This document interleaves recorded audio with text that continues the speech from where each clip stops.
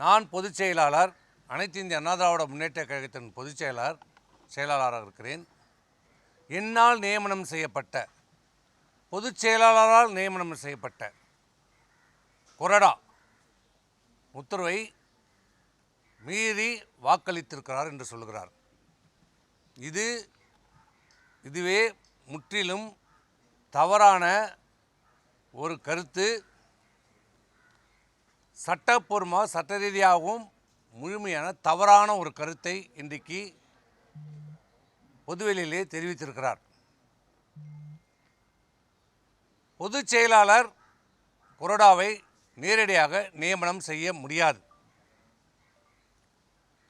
சட்டமன்றம் புதிதாக தேர்ந்தெடுக்கப்பட்ட சட்டமன்ற உறுப்பினர்கள் ஒரு இயக்கத்திலே இப்போ அனைத்து இந்திய அண்ணா திராவிட முன்னேற்றக் கழகம் என்று எடுத்துக்கொண்டால்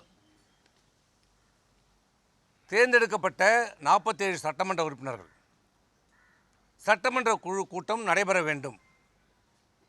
அந்த சட்டமன்ற குழு கூட்டத்திலே சட்டமன்ற குழு தலைவர் தேர்ந்தெடுக்கப்பட வேண்டும், துணைத் தலைவர் தேர்ந்தெடுக்கப்பட வேண்டும், கொறடா தேர்ந்தெடுக்கப்பட வேண்டும். இதுதான் சட்டம், இதுதான் மரபு, இதுதான் இதுவரை நடந்திருக்கிறது. ஆனால் இங்கே அவர் சொல்லியிருக்கிற கருத்து அனைத்து இந்திய அண்ணா திராவிட முன்னேற்றக் கழகத்தின் பொதுச் செயலாளராகிய நான் நியமனம் செய்த கொறடா.